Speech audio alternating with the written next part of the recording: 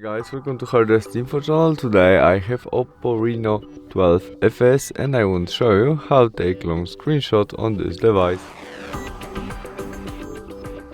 In the first step, open application with support long screenshot. Can be Google Chrome settings, something would have more information than you have on the one side of screen where we can scroll something. Where we are on it, we press volume down and power key together at the same time as to make normal screenshot. And after that, tap on scroll. And now we must swipe up the screen and adding more information, or you can tap on auto scrolling and tap on the screen to stop it.